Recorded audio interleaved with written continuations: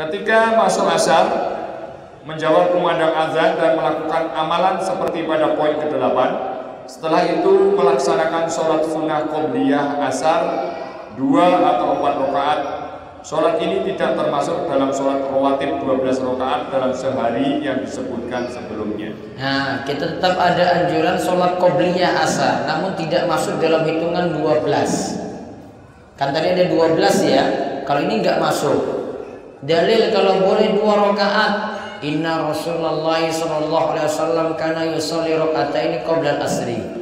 Rasulullah sallallahu alaihi wasallam kata Ummu Salamah biasa melakukan 2 rakaat qobliyah asar.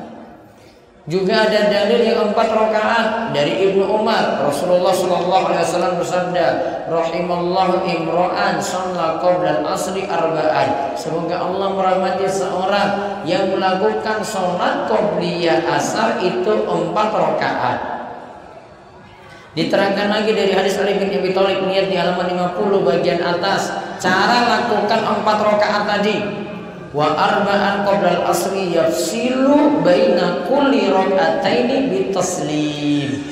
Dan Rasulullah sallallahu alaihi wasallam melakukan salat qobliyah asar sebanyak 4 rakaat, dipisah antara 2 rakaat dengan salam. Berarti 2 salam, 2 salam.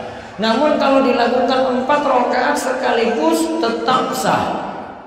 Yang jelas 4 rakaat sekaligus tidak pakai tahiyat awal. Terus nomor 25.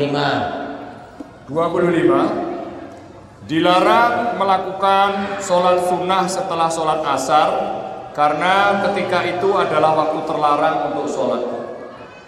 Dibaca hadis di bawahnya. Dari Abu Sa'id Al-Khudri radhiyallahu anhu, ia berkata bahwa ia mendengar Rasulullah Shallallahu Alaihi Wasallam bersabda. Langsung artinya tidak ada sholat setelah sholat subuh sampai matahari meninggi, dan tidak ada sholat setelah sholat asar sampai matahari tenggelam. Nah, setelah sholat subuh dilarang sholat, terus setelah sholat asar dilarang sholat. Juga ada hadis dari Uqbah bin Amir, ia berkata, langsung baca artinya, ada 3 waktu. Ada 3 waktu yang Rasulullah SAW melarang kami untuk sholat atau untuk menguburkan orang yang mati di antara kami, yaitu 1. Ketika matahari terbit atau menyembur sampai meninggi. 2. Ketika matahari di atas kepala. Alhamdulillah. Ya. 2. Ketika matahari di atas kepala hingga tergelincir ke barat. Dan 3. Ketika matahari akan tenggelam hingga tenggelam sempurna. Tadi dilarang sholat dan dilarang menguburkan jenazah. 3 waktu, ketika matahari terbit sampai meninggi. Itu sebentar saja, singkat sekali. Jadi cuma nunggu saja untuk mau penguburan, bisa nunggu sebentar. Ketika matahari di atas kepala hingga tergelincir ke barat, itu juga sebentar sekali. Ketika matahari akan tenggelam hingga tenggelam sempurna, itu pun sebentar. Jadi menguburkan malam hari pun boleh. Yang jelas tentang larangan sholat sunnah setelah asar, gitu juga tadi setelah subuh, ini berlaku untuk sholat sunnah yang tidak punya sebab. Sholat sunnah yang punya sebab ada di sini keterangannya, lihat. Di halaman 51 ada sholat tahiyatul masjid, sujud tilawah, sujud syukur, sholat id, sholat kusuf, sholat gerhana, sholat jenazah, dan mengqadha sholat yang luput boleh dilakukan pada waktu terlarang sholat. Seperti itu masih boleh. Sekarang kita lanjut aktivitas menjelang berbuka. Nomor 26. Mempersiapkan makanan buka puasa untuk orang-orang yang akan berbuka di masjid-masjid terdekat, atau bisa menjadi bagian dari panitia pengurusan buka puasa di masjid. Yang jelas Nabi SAW katakan, man fattara sha'iman kana lahu mislu ajrihi ghayra annahu la yanqusu min ajri sha'im syai'a. Siapa memberi makan orang yang berpuasa, maka baginya pahala seperti orang yang berpuasa tersebut tanpa mengurangi pahala orang yang berpuasa itu sedikit pun juga. Terus nomor 27. 27. Bermajelis ilmu menjelang berbuka demi mengisi waktu luang. Nah, kita lihat di sini ada kesempatan untuk ada majelis ilmu, buat majelis ilmu. Apalagi orang lebih senang untuk mendengar nasihat di bulan Ramadan biar dapat faedah-faedah ilmu. Nomor 28. 28. Sibukkan diri dengan doa ketika menunggu berbuka. Sibukkan diri dengan doa ketika menunggu berbuka. Terus nomor 29. 29. Memenuhi adab-adab berbuka dan adab-adab makan saat berbuka. Nah, jadi kita perlu adab-adab. Pertama, menyegerakan berbuka puasa. Ketika sudah azan, gak tunda-tunda untuk buka, langsung berbuka. Karena Nabi SAW mengatakan, la yazalun nasu bi khairin ma'ajjalul fitrah. Manusia akan senantiasa berada dalam kebaikan selama ia menyegerakan waktu buka puasa. Terus yang kedua, berbuka dengan rutab, kurma yang masih segar, tamar, kurma kering, atau seteguk air. Di sini disebutkan dalam hadis Anas bin Malik, Rasulullah SAW yuftir, berbuka puasa ala rutabatin, dengan rutab, qabla ayyusalliya, sebelum ia melaksanakan sholat. Fa illam takun rutabatun fa ala tamaratin, fa illam takun hasawatin min ma.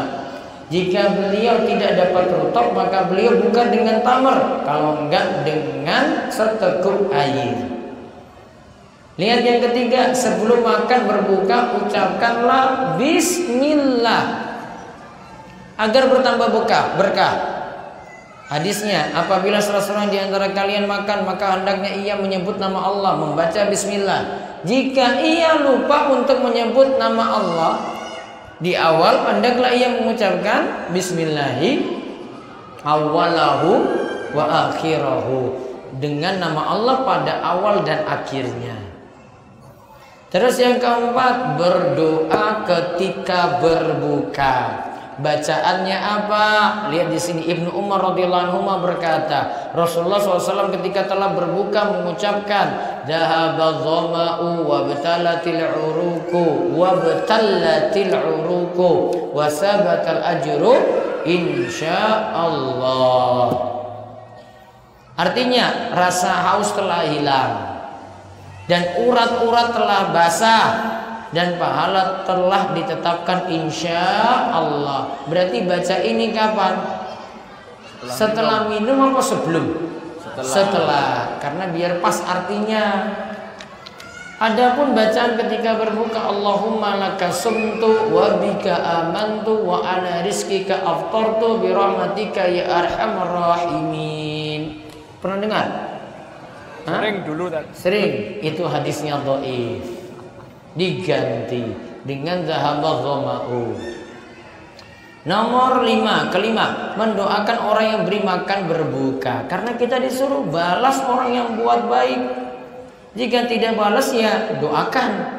Doakannya gimana? Lihat, ketika Nabi SAW diberi minum, beliau pun mengangkat kepalanya ke langit dan mengucapkan, Allahumma at'iman at'amani wa aski man askoni. Ya Allah, berikanlah makan pada orang yang beri aku makan. Ya Allah, berikanlah minum pada orang yang beri aku minum. Terus yang keenam, ketika berbuka puasa di rumah orang lain, Nabi SAW ketika disuguhkan makan oleh Sa'ad bin Ubadah, beliau mengucapkan, aftara indakumus shaimuna wa akalat ta'amakumul abrar wa sallat alaikumul malaika. Orang-orang yang berpuasa berbuka di tempat kalian, orang-orang yang baik menyantap makanan kalian, dan malaikat pun mendoakan agar kalian mendapat rahmat. Terus yang ketujuh, ketika menikmati susu saat berbuka, Nabi SAW mengatakan, barang siapa yang Allah beri makan, hendaknya ia berdoa, Allahumma barik lana fi wa at'imna khairum minhu. Lanjutannya, barang siapa yang Allah beri minum susu, maka hendaknya ia berdoa, Allahumma barik lana fihi wa zidna minhu. Allahumma barik lana fihi wa zidna minhu.